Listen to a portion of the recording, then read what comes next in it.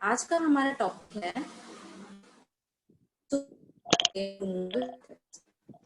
Superfluous means unwanted, जो मैं नहीं जानते हैं पूरी बॉडी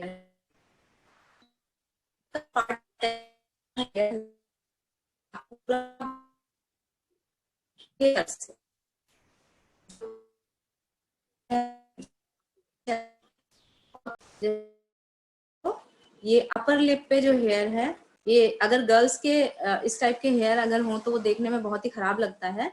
अगर इसको हम रिमूव करते हैं,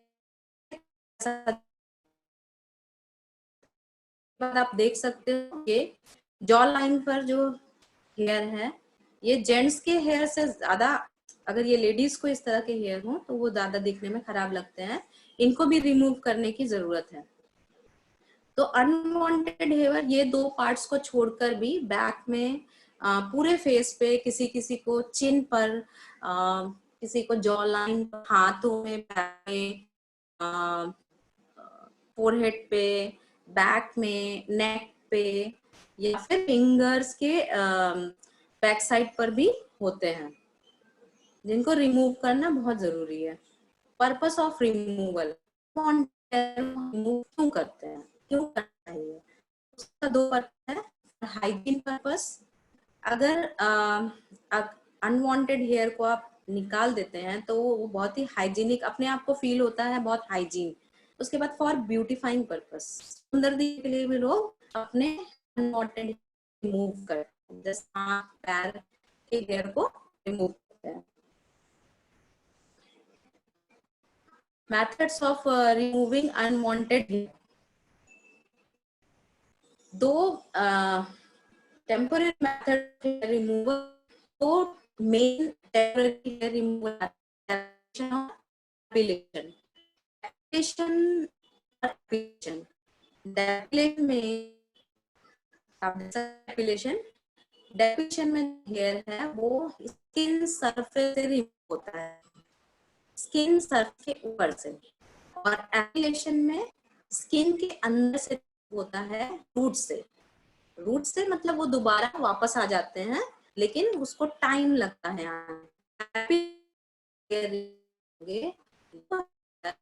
आप 1 से 2 दिन बाद ही देगा। इसके मेथड्स हैं शेप, मिक्स एंड एपिलेटरी। जो हेयर हम स्किन सरफेस के करते हैं उसको डेपिलेट। सबसे पहले इसमें आएगा शेविंग। आप देख सकते हो शेविंग के लिए रेजर यूज किया जाता है। रेजर और जेंट्स रेजर अलग अलग होते हैं। रेजर जब हम रिमूव करते हैं हेयर तो वो स्किन सरफेस के ऊपर से रिमूव होता है। आप देखोगे शायद दूसरे दिन ही वो दिखाई देने लगता है। हमने जेंट्स में नोटिस किया होगा, वो लोग शेविंग डेली करते हैं। डेली क्यों करते हैं? क्योंकि दूसरे दिन ही हेयर वापस आ जाते हैं। छोटे होते हैं, टच करने पे आप फील कर सकते हो कि वो दोबारा आ गए। लेडीज रेजर और जेंट्स रेजर अलग अलग होते हैं। साथ ही इलेक्ट्रिक एंड मैनुअल, दो टाइप के रेजर होते हैं। इलेक्ट्रिक जो बिजली से चलता है, मैनुअल जो आप बिना किसी पावर के यूज कर सकते हो। आप एक बैटरी वाला भी होता है, उसमें बैटरी लगाकर भी आप यूज कर सकते हैं। लेकिन इस रेजर को यूज करने से 2 या 3 दिन के बाद ही हेयर वापस आ जाते हैं। नेक्स्ट है depilatory cream. Depilatory creams market में अवेलेबल है, डिफरेंट ब्रांड्स में मिलते हैं, लेकिन ये केमिकल से बने हुए होते हैं। ये हार्मफुल है स्किन के लिए, और कभी कभी इसके बहुत ही ज्यादा साइड इफेक्ट दिखाई देते हैं। जिस जगह पे आपने डेपिलेटरी क्रीम अप्लाई किया है वो एरिया पूरा ब्लैक हो जाता है आफ्टर वॉशिंग। उसके बाद उस एरिया पे इरिटेशन या फिर स्पॉट्स, रेड स्पॉट्स आ जाते हैं, जिसको जाने में काफी टाइम लगता है। डेपिलेटरी क्रीम्स आपने मार्केट में देखा होगा, एन फ्रेंच, वीट, ये ब्रांड नेम है। बहुत सारे मार्केट में अवेलेबल है। इनको अप्लाई करने के बाद आप इसको रिमूव कर सकते हो हेयर को। ये हेयर को डिसॉल्व भी कर देता है और रिमूव भी हो जाता है। लेकिन ये डेपिलेटरी क्रीम बहुत हार्मफुल है, इसको यूज करने के कुछ प्रिकॉशंस हैं, मतलब कुछ सेफ प्रिकॉशंस है। जैसे कि आप जब इसको अप्लाई करते हो तो 24 आवर्स तक आप इसके बाद सोप या फिर शैम्पू यूज नहीं करोगे, क्योंकि अगर आपने सोप यूज किया तो वो उस एरिया को डार्क कर देगा और हो सकता है कुछ आपको इरिटेशन या फिर रेड स्पॉट, ब्लैक क्लॉट्स हो जाए। ये देखिए एन फ्रेंच मार्केट में इजीली अवेलेबल है, इसके साथ ही वीट है, लेकिन अब ये आउट ऑफ फैशन हो गया है, इसको यूज करना आउटडेटेड हो गया है, क्योंकि इससे भी बहुत सारे अच्छे अच्छे मेथड्स आ चुके हैं मार्केट में। इसके बाद है प्यूमिक स्टोन। प्यूमिक स्टोन एक ओल्ड टेक्निक है। पुराने जमाने में जब ये डेपिलेटरी क्रीम, वैक्सिंग ये सब अवेलेबल नहीं था, तब उस जमाने में लोग एक छोटे से स्टोन से अपने हेयर को रिमूव करते थे।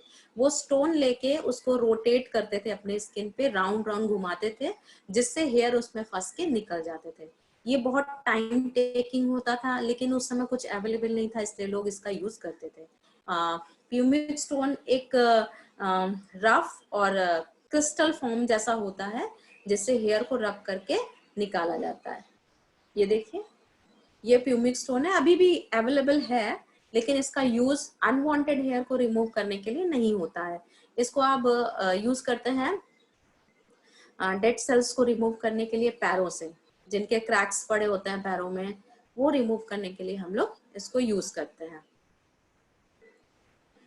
सेकेंड आपका फर्स्ट था डेपिलेशन। डेपिलेशन में 3 था, शेविंग, डेपिलेटरी क्रीम और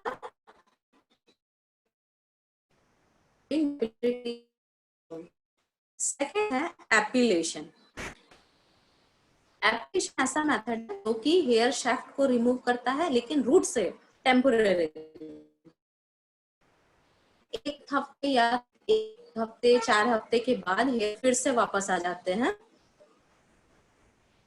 इसका मेथड है पहला थ्रेडिंग, ट्वीजिंग, वैक्सिंग और रोटेटरी एपिलेटर्स। तो सबसे पहले हम लोग जाएंगे थ्रेडिंग पे। ये डेपिलेशन बेटर होता है, क्योंकि डेपिलेशन का जो प्रोसेस है उसमें हेयर जल्दी आ जाते हैं, लेकिन एपिलेशन के जो सारे प्रोसेस हैं उससे हेयर थोड़ा टाइम लगता है आने में। तो आप इसका यूज कर सकते हैं।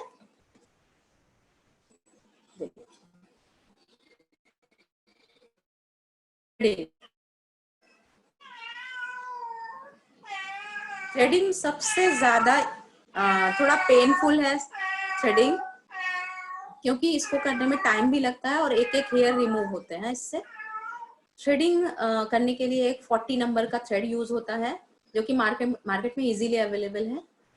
थ्रेडिंग करने के लिए आपको टेक्निकल नॉलेज होना जरूरी है, क्योंकि थ्रेडिंग हमेशा वही परफॉर्म कर सकता है जो कि जिसने कंप्लीट ट्रेनिंग ली हो। आप देख सकते हो ये है थ्रेडिंग का प्रोसेस। एक थ्रेड यूज हो रहा है जिसका नंबर है 40 नंबर का थ्रेड यूज होता है, और इसको ये एक चाइनीज टेक्निक है, इसका आविष्कार चाइना से हुआ था और ये बहुत हेल्पफुल है। आप इससे बॉडी के किसी भी पार्ट का हेयर रिमूव कर सकते हैं, और जो वापस आने में काफी टाइम लगता है, मतलब आप ये मान सकते हो 3 to 4 वीक्स लगता है हेयर वापस आने के लिए। स्पेशली इसका यूज किया जाता है फेस के हेयर को रिमूव करने के लिए, आईब्रोज को रिमूव करने के लिए, आईब्रोज के हेयर को रिमूव करने के लिए। नेक्स्ट है ट्वीजिंग। ट्वीजिंग और थ्रेडिंग लगभग इसका प्रोसेस सेम है, लेकिन थ्रेडिंग में थ्रेड यूज होता है, धागा यूज होता है, लेकिन प्लकिंग में या ट्वीजिंग में प्लकर यूज होता है।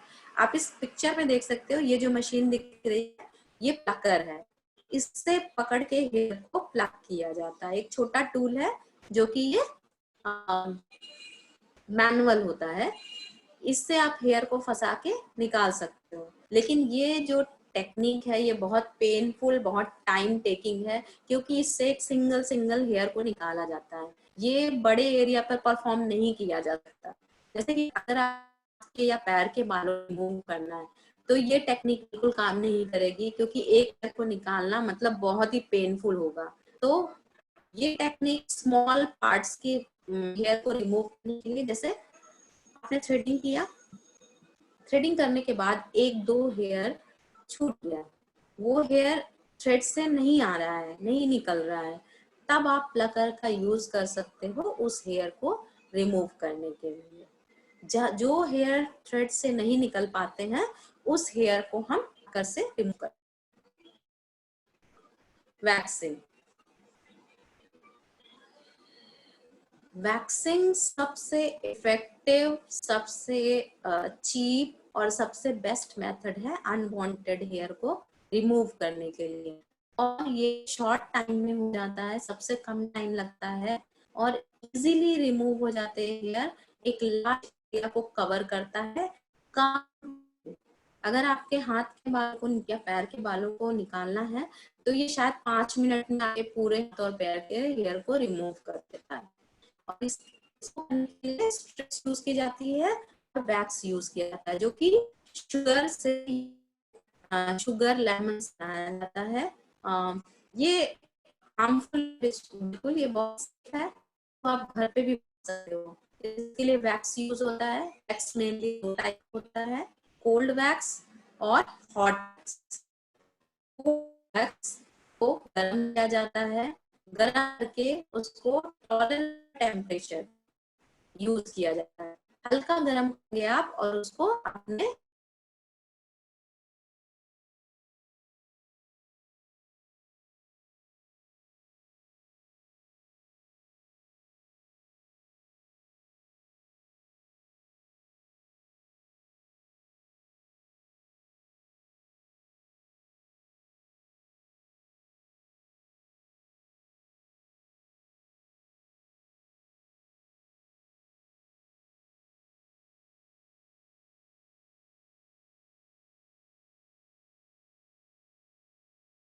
वैक्स 2 प्रकार की होती है, कोल्ड वैक्स और hot.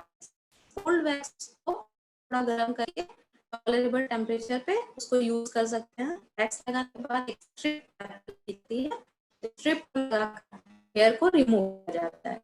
Number 2 is hot wax या वार्म वैक्स भी जिसको बोलते हैं। इसको भी हीट किया जाता है, लेकिन ये पैराफिन वैक्स से बनी होती है। कोल्ड वैक्स आपका चीनी से बना होता है, शुगर या फिर लेमन। मैडम आपका पीपीटी नहीं दिख रहा है। पीपीटी मैंने फिर से शेयर किया, नहीं दिख रहा है मैम।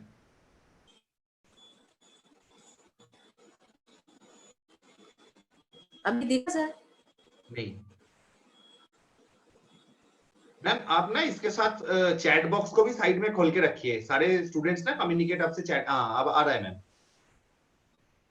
अच्छा, आ रहा है। बॉक्स चेक चैट बॉक्स करते को हैं। साइड में खोल के रखिए। हाँ हाँ हाँ, दिख रहा है मुझे चैट बॉक्स। पीपीटी अभी तक आया नहीं है मैम।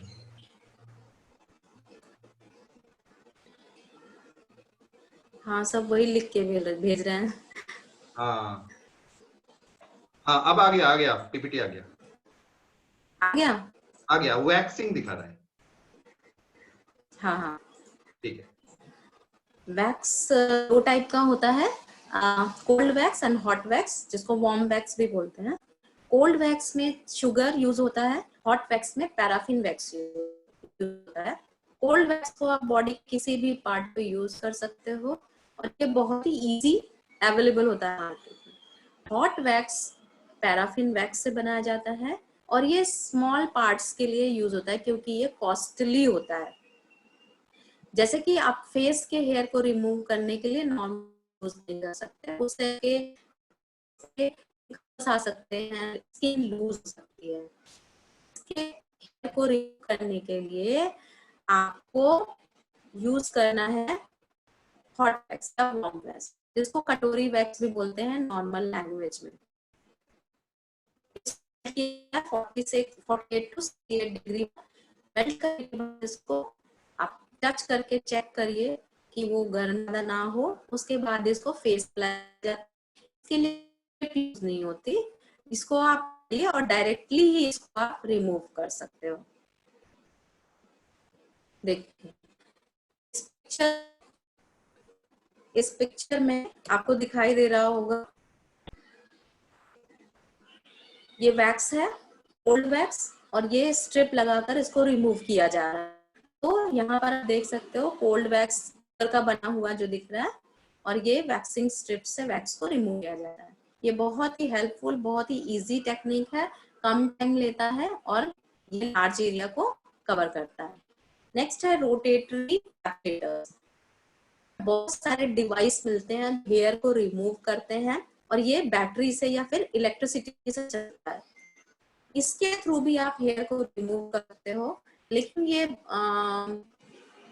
जैसे कि इमरजेंसी टाइम के लिए, जैसे कि आपको ट्रेवल करना है तो उस टाइम पे आप पार्लर नहीं जा सकते या फिर वैक्स बना नहीं सकते हो, तब आप इसको आप एक साइड में रख सकते हो अपने सूटकेस में कि आप इमरजेंसी में आप इसको यूज कर सकते हो। यूज करके रेजर की तरह ही होता है, लेकिन रेजर जो सरफेस से निकालता है, रेजर सरफेस से निकालता है हेयर को, लेकिन एपिलेटर जो होता है वो रूट से हेयर को रिमूव करता है। आपको स्किन को पानी लगा थोड़ा सा गीला करना है, आप शैम्पू या फिर सोप लगा सकते हो, उसके बाद एपिलेटर को चला के हेयर को रिमूव करना है, उसके बाद आप मॉइस्चराइजर लगा सकते हो। ये अभी जो मैं फिर से बार रिपीट करूं, दो टेक्निक है मेन अनवांटेड हेयर को रिमूव करने का, एपिलेशन एंड डेपिलेशन। डेपिलेशन में आता है शेविंग, प्यूबिक स्टोन और डेपिलेटरी क्रीम। शेविंग के लिए एक रेजर यूज होता है। डेपिलेटरी क्रीम जैसे कि एन फ्रेंच मार्केट में मिलता है, मिलता है, क्रीम फॉर्म में होता है इसको, लेकिन ये बहुत ज्यादा स्मेली होता है। इसमें क्या केमिकल होता है जो बहुत स्ट्रॉन्ग स्मेल देता है, तो ये अगर आप इसको लगाते हो तो पूरे घर में पता चल जाएगा कि आपने एन फ्रेंच यूज किया है या फिर वीट यूज किया है। प्यूमिक स्टोन एक स्टोन की तरह होता है, इसको सर्कुलर मूवमेंट में चलाकर हेयर को रिमूव किया जाता है। ये बहुत ओल्ड टेक्निक है। नेक्स्ट है एपिलेशन। एपिलेशन में 4 टेक्निक्स आती है, threading, tweezing, waxing and rotary epilators. Threading जिसमें हम थ्रेड 40 नंबर का थ्रेड यूज करते हैं हेयर को रिमूव करने के लिए। ये बहुत ही इजी और बहुत ही ये स्पेशली फेस के लिए यूज किया जाता है और आईब्रोज को शेप में लाने के लिए इसको यूज करते हैं। नेक्स्ट है के लिए यूज किया जाता है, स्पेशली जब कटिंग के बाद कोई 2-3 हेयर बच गए हैं उनको रिमूव करना है तो इस प्लकर से यूज कर सकते हो। वैक्सिंग ये सबसे इफेक्टिव और पॉपुलर मेथड है, स्मॉल एरिया और लार्ज एरिया दोनों को कवर करता है। फेस की वैक्सिंग के लिए आपको हॉट वैक्स और वार्म वैक्स यूज करना चाहिए जो पैराफिन वैक्स से बना होता है। कोल्ड वैक्स आप बॉडी के किसी भी पार्ट पे यूज कर सकते हो और ये बहुत ही चीप और इजीली अवेलेबल होते हैं वैक्स। रोटेटरी एपिलेटर्स ये एक इलेक्ट्रॉनिक डिवाइस है जो बैटरी या फिर इलेक्ट्रिसिटी से चलता है। इसमें भी आप इजीली बॉडी के किसी पार्ट पे भी यूज कर सकते हो, ये भी बहुत पॉपुलर है। कॉन्ट्राइंडिकेशन मीन्स अगर कोई क्लाइंट आपके पास आया है और आपको उसका अनवांटेड हेयर रिमूव करना है कि आता है, तब उससे हम क्या करते हैं, क्लाइंट कंसल्टेशन करते हैं। क्लाइंट कंसल्टेशन के टाइम पर कॉन्ट्राइंडिकेशन दिखाई देता है। जैसे आप देखिए कोई क्लाइंट आपके पास आया वैक्सिंग कराने के लिए, तो आप क्या क्या चेक कर सकते हो, उसके स्किन पे आप क्या क्या चेक करोगे, क्या क्या हो सकता है उसके, जैसे infectious skin disorder and disease, उसको कोई इन्फेक्शन सकता है, उसको कोई स्किन डिसऑर्डर्स होते हैं, जैसे हो सकता है उसको स्किन में रैश हो, उसके स्किन में कोई प्रॉब्लम हो, इचिंग हो, रेड स्पॉट हो या फिर कोई बीमारी भी हो सकती है, तो ऐसे क्लाइंट को हमें अवॉइड करना है। Number 2, open skin. कुछ लोगों का जैसे आपको फेस पे अगर वैक्सिंग करनी है तो फेस आप चेक करोगे, अगर ओपन पोर्स है, उसके पोर्स बहुत ओपन है, तब आपको वैक्सिंग नहीं करनी है, क्योंकि उस कंडीशन में उसके पोर्स और लार्ज हो जाएंगे।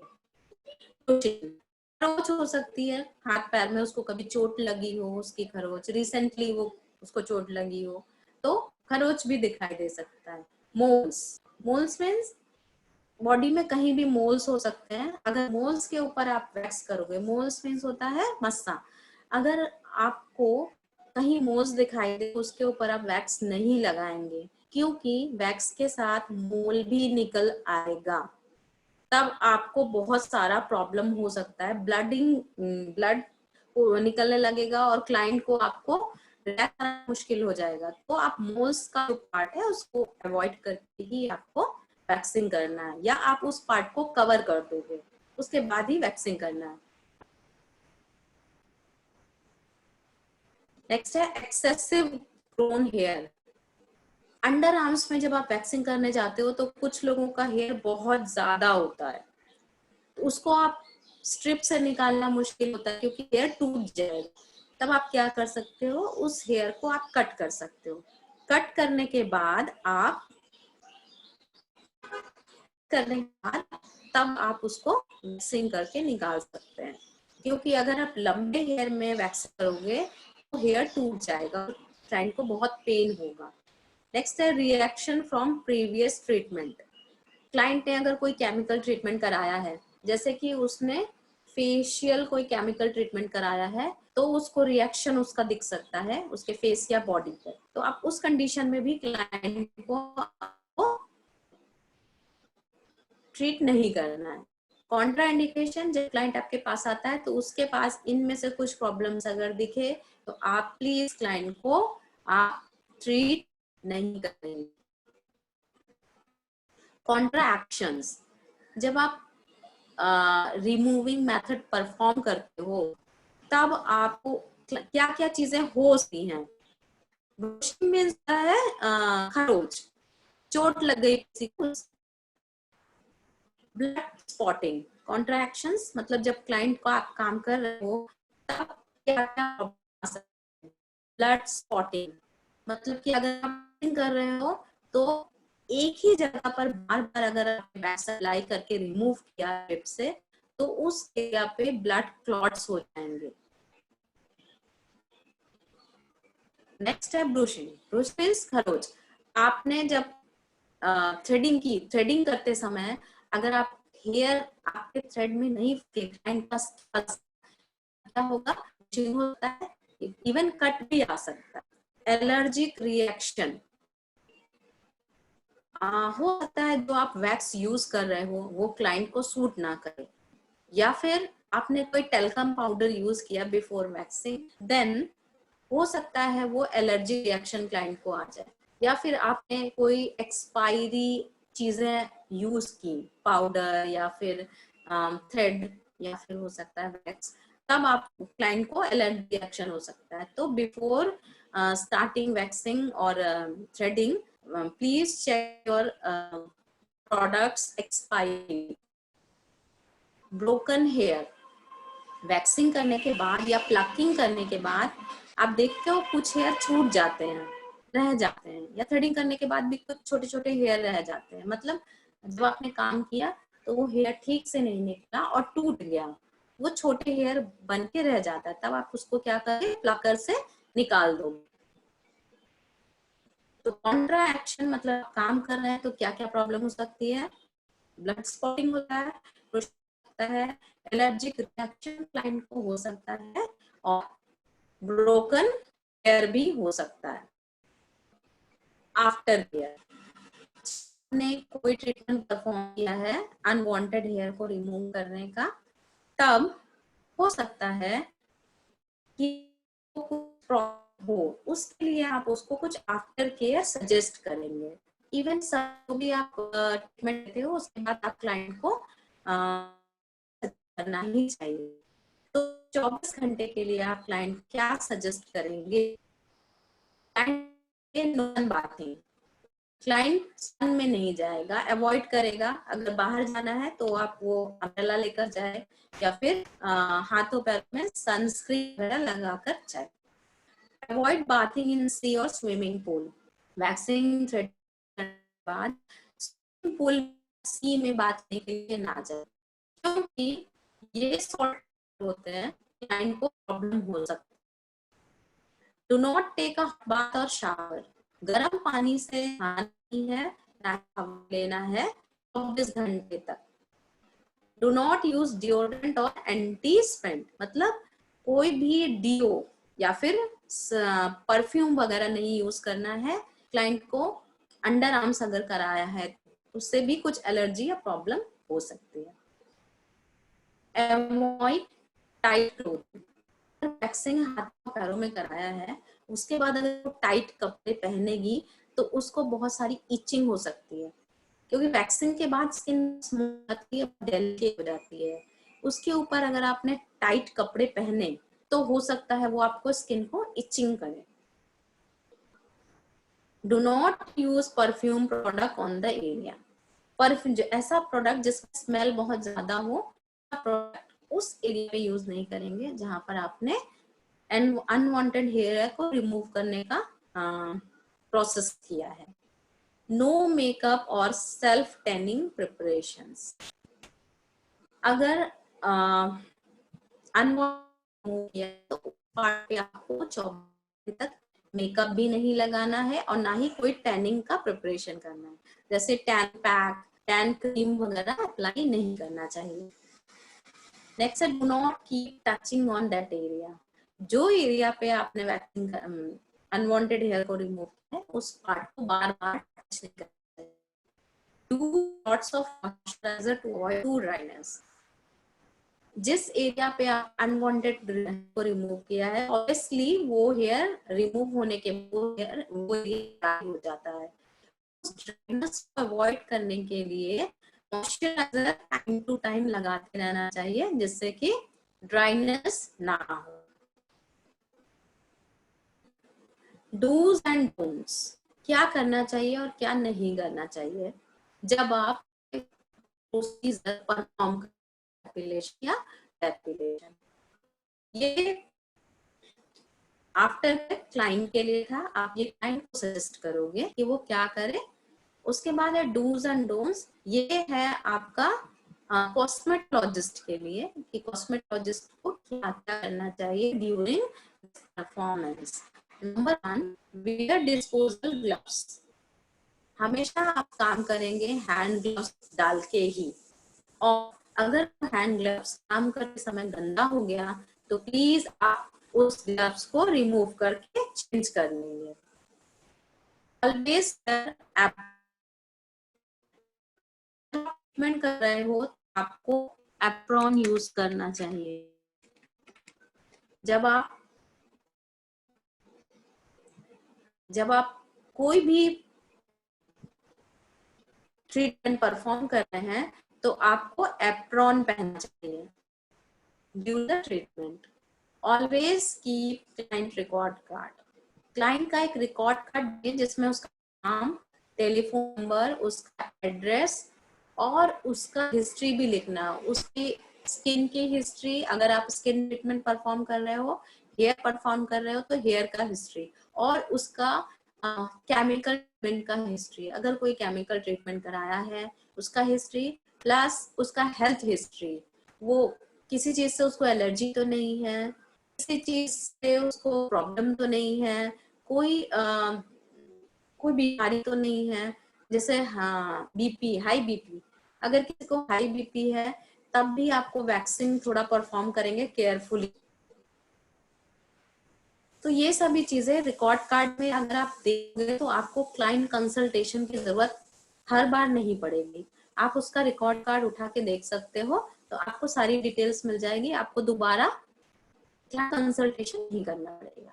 नेक्स्ट है ensure client sign in consultation form, consultation form में क्लाइंट का साइन लेना जरूरी है कि वो एग्री है कि नहीं जो आप करने जा रहे हो, आफ्टर केयर वो करेगा कि नहीं, उसके लिए आप उसका एक साइन ले लीजिए उसमें नीचे। नेक्स्ट है complete full consultation on every client, client जब भी आता है चाहे वो छोटी से छोटी चीज कराने आए लेकिन आपको उसका कंसल्टेशन करना है जिससे आपका माइंड क्लियर हो जाए कि आपको क्या करना है और रिजल्ट क्या आएगा उसका। Next, perform patch test on new clients, अगर कोई क्लाइंट आता है तो आप उसको पैच टेस्ट भी कर सकते हो। पैच टेस्ट आप सिर्फ वैक्सिंग में करना चाहिए या ब्लीच जब करते हो आपको पैच टेस्ट करना चाहिए। क्योंकि वैक्स सबको सूट नहीं करता है। तो पैच टेस्ट लोग तो अच्छा होगा अगर वो किसी एलर्जिक पेशेंट है तो। अगर उसने पहले वैक्सीन यूज किया है तब एलर्जी टेस्ट करने की जरूरत नहीं है, आप डायरेक्टली यूज कर सकते हैं। Sterilise equipment using appropriate technique. जो भी आप इक्विपमेंट यूज कर रहे हो जैसे स्पैचुला है, प्लकर है, सीजर है, तो ये सभी चीजों को आपको स्टेरिलाइज करना before using and after using. Always check the temperature of wax before applying to the client. जब भी आप वैक्स लगाते हो, वैक्सिंग से पहले आप उसको टच करके देखेंगे। अगर वो टेम्परेचर आपके लिए सुटेबल है देन ही आप उसको क्लाइंट के ऊपर अप्लाई करोगे। क्योंकि अगर आपने बिना चेक अप्लाई किया तो हो सकता है टेम्परेचर ज्यादा हो और स्किन बर्न हो जाए क्लाइंट की। तो उस कंडीशन में क्लाइंट तो आप खो दोगे, साथ ही साथ आप किसी का नुकसान कर दोगे और आपका भी सेल्फ कॉन्फिडेंस जीरो हो जाएगा उस टाइम पर। नेक्स्ट है always dispose of single use items, for example spatula, cotton wool after every client. अगर आप कुछ ऐसा आइटम यूज कर रहे हो जो डिस्पोजेबल है, जैसे हैंड ग्लव्स है, हैंड ग्लव्स को आप फेंक दीजिए। कॉटन यूज कर रहे हैं आप, कॉटन फेंक दीजिए। स्पैचुला अगर आप लकड़ी का यूज कर रहे हैं, लकड़ी का स्पैचुला, देन उसको आप डिस्पोज कर दीजिए। अगर आपने आयरन का स्पैचुला लिया है तो उसको स्टेरिलाइज करके वापस रीयूज कर सकते हैं। लेकिन अगर आपने वुडन स्पैचुला लिया है देन आप उसको डिस्पोज कर दीजिए प्लीज।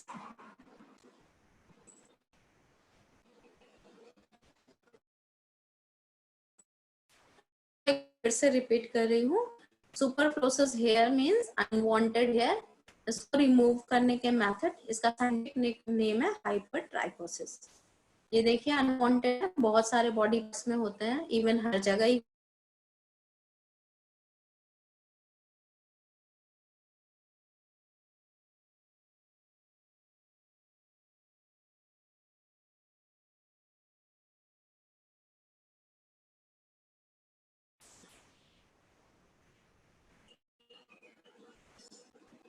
वो है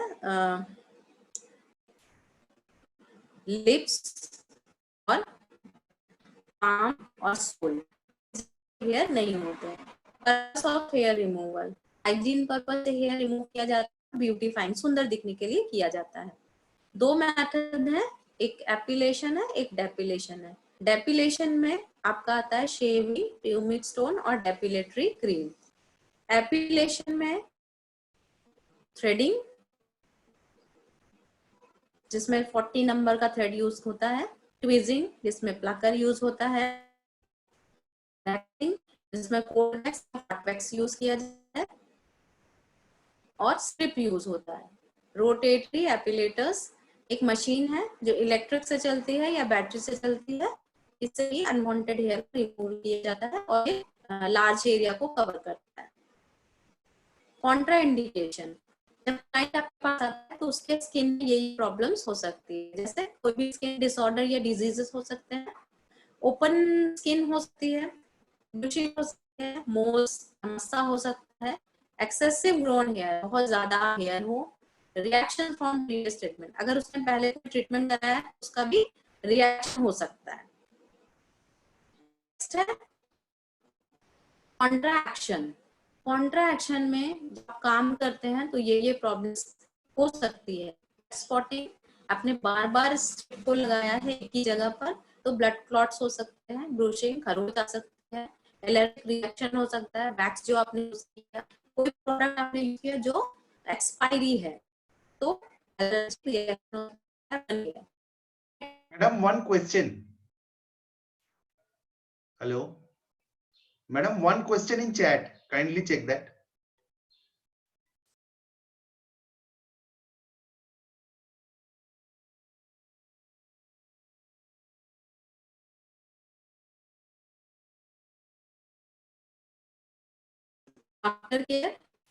आफ्टर केयर में हम क्या क्या कर सकते हैं, क्लाइंट को बताएंगे हम सन बाथ, स्नान ना करें, हॉट बाथ ना ले, डिओड्रेंट या यूज करें, टाइट क्लोथ्स ना पहने, परफ्यूम वगैरह यूज ना करें, ना लगाए, बार बार मॉइस्चराइजर बार बार लगाए जिससे कि ड्राइनेस कम हो जाए। डूज एंड डोंट्स, ये कॉस्मेटोलॉजी के लिए है। जब आप काम करते हो हैंड ग्लव्स यूज करना है, तो चेंज करते रहना है अगर वो गंदा हो गया है। एप्रॉन पहनना है हमेशा या लैब कोट पहनना है काम करते समय। का रिकॉर्ड फिल करना है, उस पे साइन लेना है। कंसल्टेशन करना है before every treatment. Test perform करना है अगर आप वैक्स यूज कर रहे हो या ब्लीच यूज कर रहे हो। स्टेरिलाइज करना है ईच एंड एवरी इक्विपमेंट जो यूज कर रहे हैं। टेम्पर करना बिफोर यूजिंग वैक्स और अप्लाइंग वैक्स, क्योंकि इससे क्लाइंट जल सकता है। डिस्पोज करना है, तो आप डिस्पोजेबल आइटम यूज कर सकते हो जैसे कॉटन या स्पैचुला, तो या हैंड ग्लव, उसको आप डिस्पोज कर सकते हैं। अभी मैं आप लोगों के क्वेश्चंस ले रही हूँ।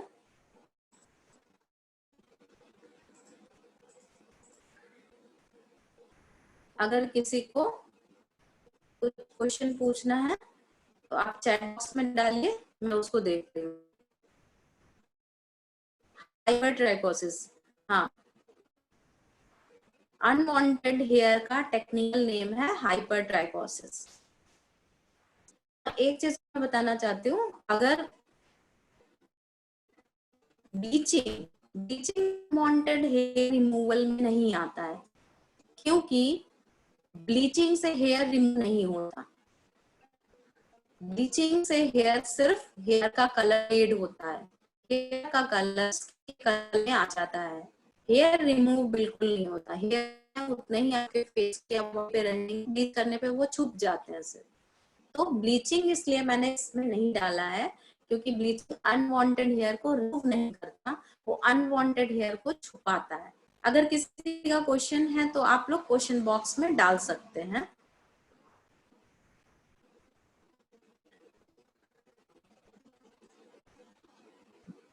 पूनम चौहान ने लिखा हाइपरट्राइकोसिस, राइट।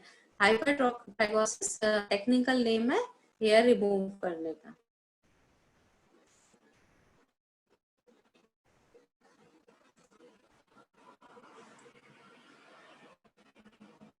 आई होप आप लोगों को ये टॉपिक समझ में आया होगा।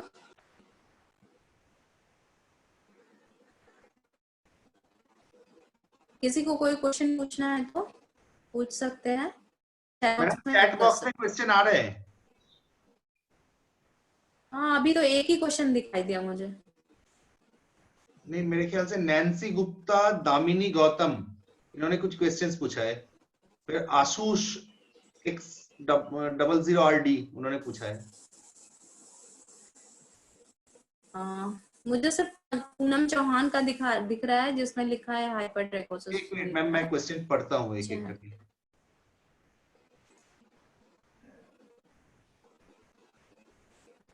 रोटरी एपिलेटर फिर से बता दीजिए मैम। रोटरी एपिलेटर्स एक इलेक्ट्रिक डिवाइस है जो मार्केट में इजीली आपको किसी भी कंपनी में जाएगा, बजाज, पैनासोनिक, इसका मार्केट में मिलता है और ये चलता है आपका इलेक्ट्रिक बैटरी से चलता है। आप इसको यूज कर सकते हो हेयर रिमूव करने के लिए, जैसे कि आप पिक्चर में देख सकते हो। पिक्चर है, ये रोटरी एपिलेटर है और ये यहाँ पर ब्लेड्स लगे होते हैं। मैं एक क्वेश्चन पढ़ता हूँ मैम। अगर फेस में कहीं पर कुछ लग जाता है, बाद में उस जगह पर हेयर आना स्टार्ट हो जाते हैं, तो मैम उसको कैसे रिमूव करेंगे? परमानेंट रिमूव करने के लिए कुछ बताएं ma'am.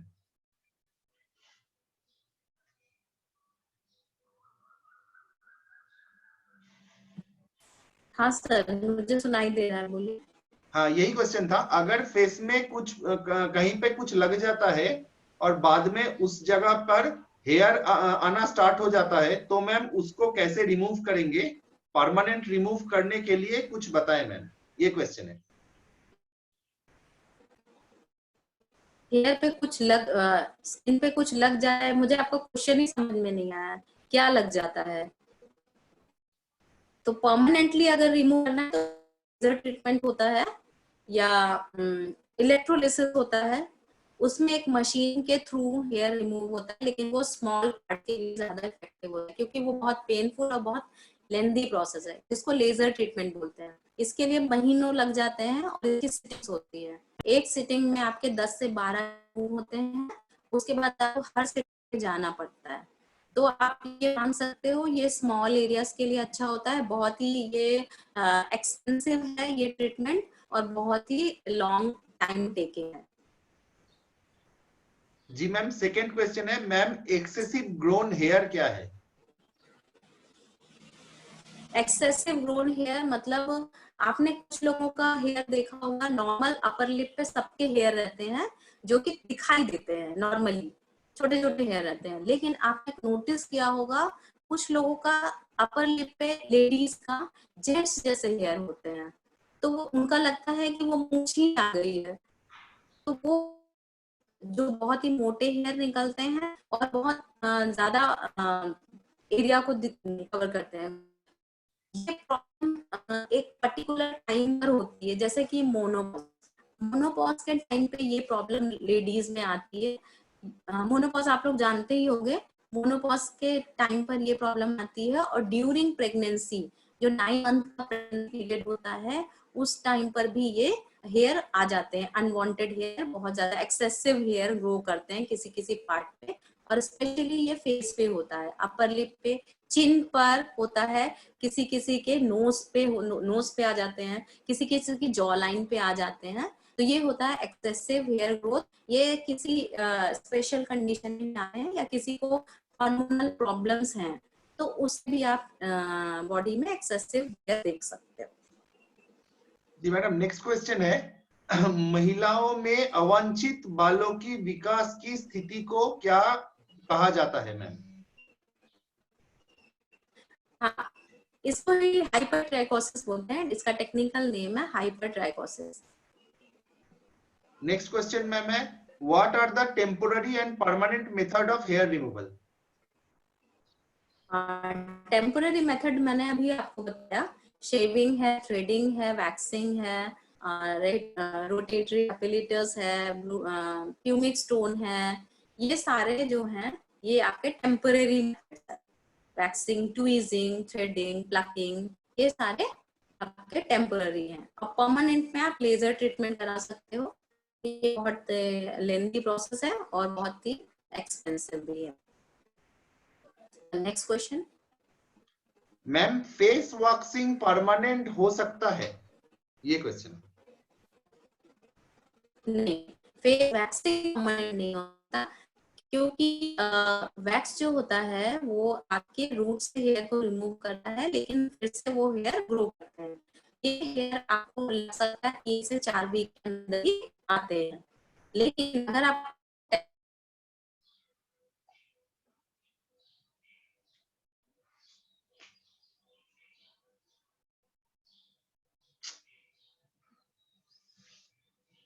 Hello Shweta ma'am, we can not hear you.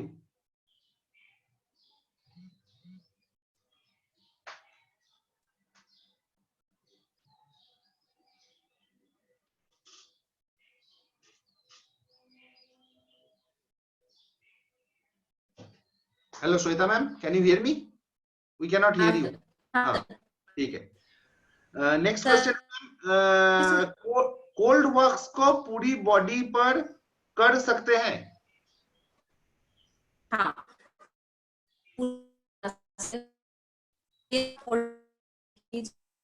जब करते हैं फिर स्किन बॉडी का जो है वो टाइट होता है, उस वैक्स लगाने से कोई प्रॉब्लम नहीं होगी, आप खींच के निकाल सकते हो।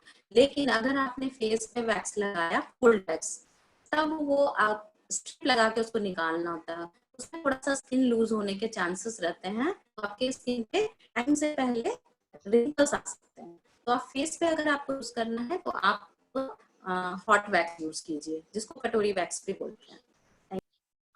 नेक्स्ट है, हेलो मैम, आप डिस्कनेक्ट हो गए फिर।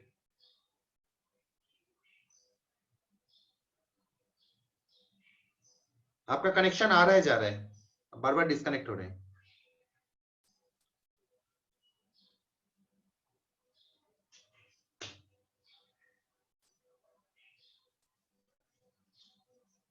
Hello ma'am, can you hear me?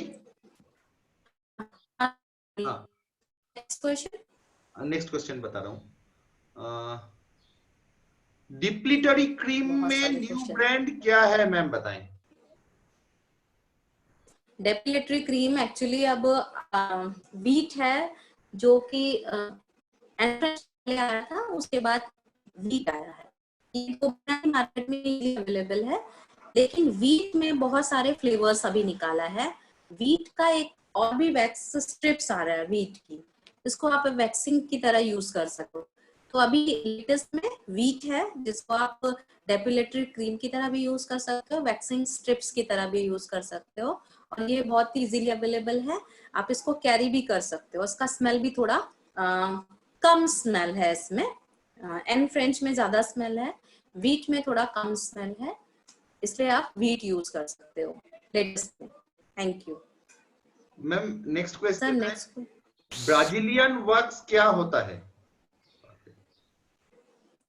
Brazilian wax, normal wax जो होता है वो आप शुगर से बनाते हो या पैराफिन वैक्स से बनाते हैं, लेकिन ब्राजीलियन वैक्स जो होता है वो उसमें ना शुगर का यूज होता है ना पैराफिन वैक्स का यूज होता है, रबर मास्क की तरह होता है।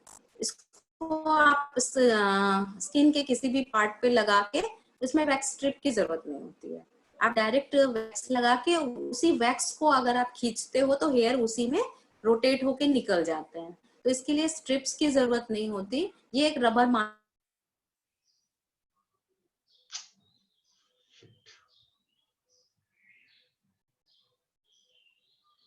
नहीं है। Thank you. Next question sir. Who invented threading? Who invented threading ये नहीं बोल सकते हैं। कहाँ पे ये इन्वेंट हुआ है? ये थ्रेडिंग का इन्वेंशन हुआ है चाइना में। ये चाइना से आया है ये प्रोसेस। हाँ, next question sir. Permanent hair remove पहले आप बता चुके हैं मेरे ख्याल से। Hormonal change cause excessive hair guys. I don't think it is a question. ठीक है सर, नेक्स्ट क्वेश्चन ले सकते हैं। हार्मोनल चेंजेस की वजह से एक्सेसिव हेयर ज्यादा होते हैं, ये एक ट्रूथ है। एक रिक्वेस्ट आया है, ये बोल रहा है कि मैम पिछली क्लास डैंड्रफ से आपने रोक दिया था। हाँ, मैं नेक्स्ट क्लास में पढ़ाऊंगी वो कॉमन हेयर प्रॉब्लम्स। फिर क्वेश्चन है, कोल्ड वैक्स को डायरेक्ट अप्लाई करते हैं? हाँ, कोल्ड वैक्स को डायरेक्ट ही अप्लाई करते हैं, लेकिन उसको हीट करना पड़ता है। आप उसको रूम टेम्परेचर पे थोड़ा सा हीट करके उसके बाद ही स्किन पे अप्लाई करेंगे पहले, लेकिन उसको चेक करना होगा। Next question sir. Yes, just 1 minute.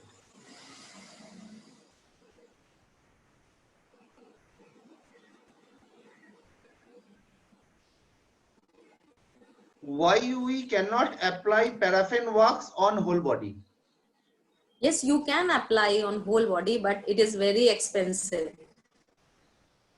to apply paraffin wax on body, क्योंकि ये बहुत महंगा होता है, बहुत कॉस्टली होता है।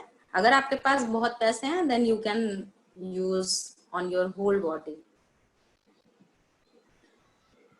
एक सर नेक्स्ट। क्वेश्चन है, मैम जब हम हेयर पर केमिकल ट्रीटमेंट देते हैं तो वो हेयर्स की सेकेंड लेयर कॉर्टेक्स लेयर तक कैसे वर्क करता है? एक्चुअली ये हेयर रिमूवल की क्लास है। ½ इंच छोड़कर अप्लाई करते हैं। ये हेयर रिमूवल की क्लास है, हेयर कलर की क्लास नहीं है। ये लास्ट क्लास का क्वेश्चन आप पूछ रहे हो, मैं फिर भी आपको बता देती हूँ। 1 इंच छोड़कर ही कलर अप्लाई करते हैं, क्योंकि ये आपके स्कैल्प को हार्म कर सकता है। इसलिए जो आप हाइलाइटनिंग के लिए कलर यूज करते हो उसको आप 1 इंच छोड़कर ही करना है, 1 इंच नहीं, 1/2 इंच छोड़ के करना है आपको स्कैल्प से। लेकिन अगर आप परमानेंट कलर यूज करते हो तो ग्लोबल कलरिंग के लिए देन आप उसको डायरेक्ट रूट से अप्लाई कर सकते हो, कोई प्रॉब्लम नहीं होगा। ग्लोबल कलर का फॉर्मेशन ही ऐसा हुआ है जो आपके स्कैल्प को हार्म नहीं करेगा। Thank you ma'am, thank you. और टाइम भी नहीं है, thank you for your precious time. Thank you so much sir, thank ma'am, you.